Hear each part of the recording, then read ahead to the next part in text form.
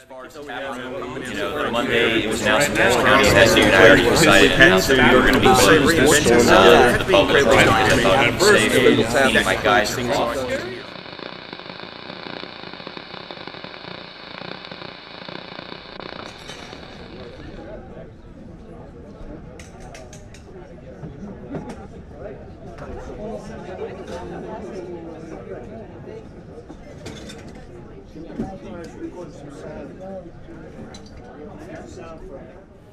Generally speaking, beer, spirits, wine, in my opinion, it's something to go out and have fun with, right? I mean, yes, you may drink it at home, but a huge part about the culture and a large part of what drives a lot of sales is going to do something.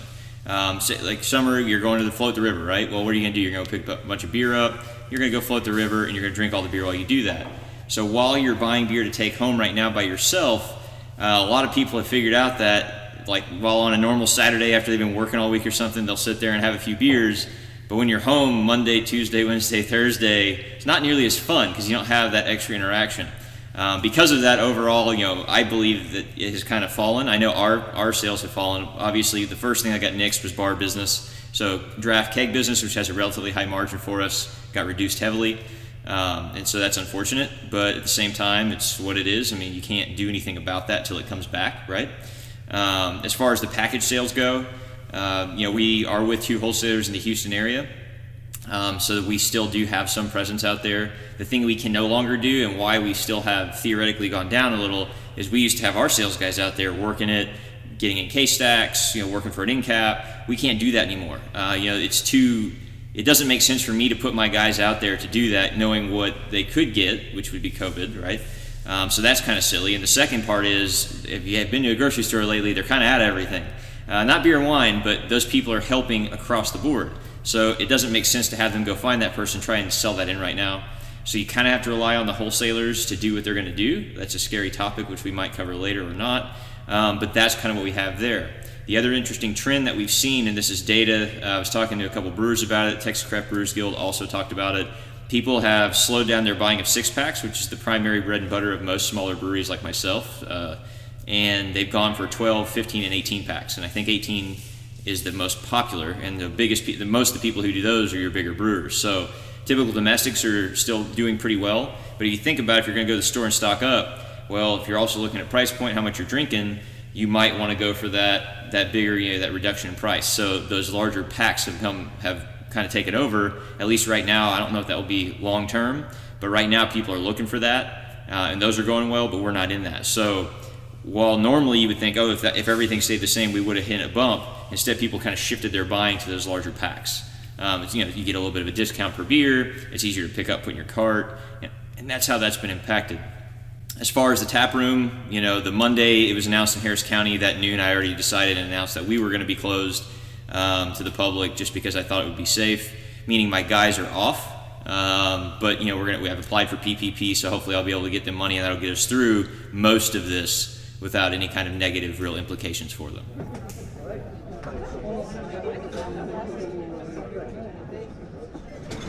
Well, I think with any brewery, when you take half of the output offline with on-premise sales, that's tough for anyone. So we've had to adapt just like everybody else. Having the ability to sell beer out of the tap room has been, our saving grace, allowing our supporters to come to us and show us that they support us.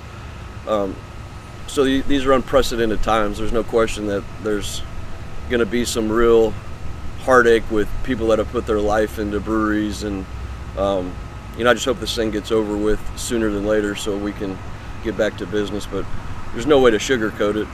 This is a disaster. No, we plan on keeping everyone. I want to keep my team intact as we go through this storm together. SpindleTap's done some good things to allow us to keep our employees, and one thing being just the drive-through support has really offset a lot of the on-premise sales. Not enough, but enough to keep us afloat. And then, maximizing everything the government's thrown out there. The bottom line is they're throwing the war chest at this problem. So there's some platforms for businesses to to give them 90 days of life support. So we're going to maximize anything and everything we can.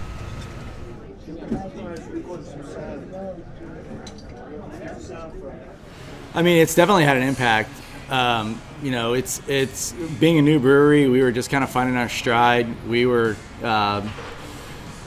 really impressed with our week over week sales growth. Having just opened in November, we were watching our customer count go up every week. We're adding new beer to the lineup.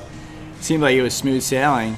I mean, obviously nobody could have predicted something like this in our lifetime, at least. We thought we had all these things under control. So, where we're at now is, we're just doing beer to go out of the tap room. First week that we did it, it was kind of new to us and felt a little foreign and difficult. Second week, people were kind of realizing that that's the way they were going to get their beer. And then, then the third week, our POS system arrived. They figured out how to do online ordering, so that's been a help. And then now we're going into the fourth week, and people are kind of got the rhythm of coming in to get beer to go. And so people are really observant of the social distancing. Now, that hasn't helped us, obviously, because, we're used to have a couple hundred people over the weekend into the brewery. Our sales are down probably 40 to 50% based on where we were. We've been fortunate, though, that we haven't let anybody go. I mean, we've got 3 employees. We haven't had to cut any. We've had to cut some of the part-time employees back just to the weekend hours because of the social distancing. But as far as letting anybody go, that's not our plan. We've trimmed back on our overhead and some of our operating expenses. So we're maintaining with what we're taking in with revenue. It's not easy. I mean, we had growth plans. Literally, the week that we delivered our first keg here in Houston for distribution, coronavirus lands. Distribution stops as of then, right? Because all the bars and restaurants don't want the beer. So we weren't too far into it at that point, to the extent that there was going to be a lot of collateral damage, layoff, lost revenue from that perspective. We were just starting that. We are very fortunate that where we're at in the lifespan of our brewery and where we want to be and what's happened here recently, we're able to pivot into this and kind of have a more formulated strategy where we're not trying to pick up the pieces, but actually trying to assemble something to go forward.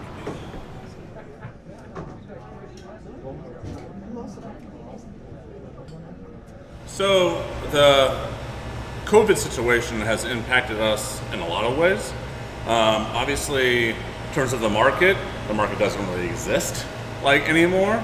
You have stores, but restaurants and bars, they are almost non-existent. I mean, they're fighting for their lives on out the door curbside sales, but the actual of taking kegs and putting them in there is completely gone. So in our tap room now, instead of hosting events on the weekend of 800,000 whatever people rolling in and out, that's all gone too. And so right now this huge tap room has been condensed to a drive-through. And at first it was incredibly scary that, because who knows what every day was going to bring, or if people were going to come and even order out of this kind of drive-through line.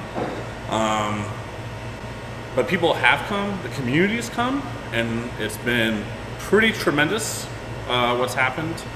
Of course, people still want beer releases. They still want, people are asking, when's the next Hop Solo? When's the next NAPA? You guys should do this. So from a production standpoint, we're having to halt things down a little bit, but people still want us to make crazy one-off beers, which it's okay, and that's what's driving the drive-through. So what do we have to do? We have to create crazy one-off labels. We're having to find this crazy flux of our money's been almost cut in half, but in order to keep the money we have going in, we still have to, find hops, find vendors that are deemed essential, get merch going, get labels in, and You're trying to operate a brewery, keep everyone employed, but you have one hand behind your back. And it's incredibly frustrating, but overcoming those challenges, incredibly rewarding.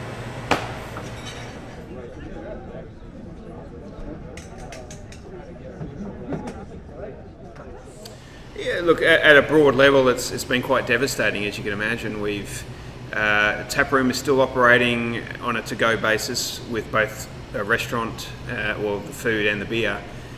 We were able to maintain a number of staff on a full-time basis, which is great given the circumstances. In terms of beer production, it's fairly minimal, as you can imagine. We are focusing on can production right now.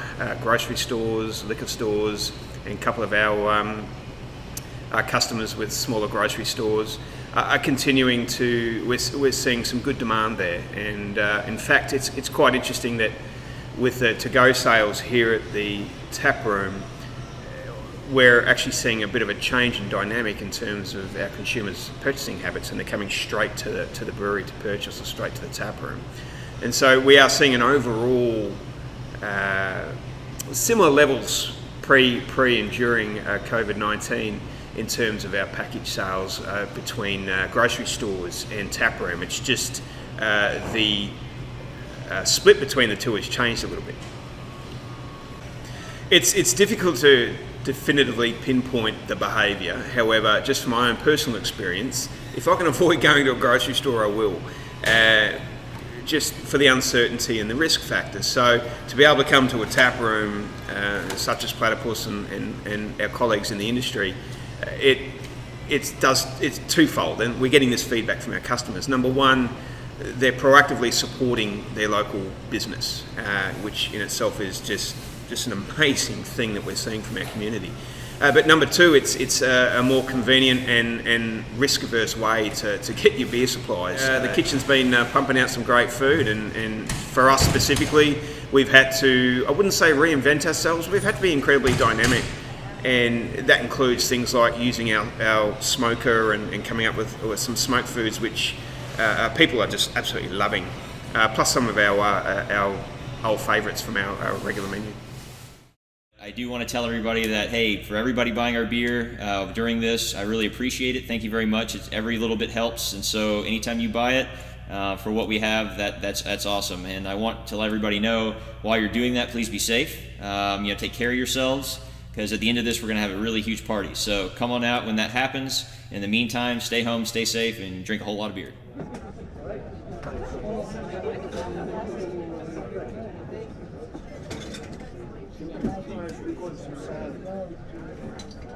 Sound for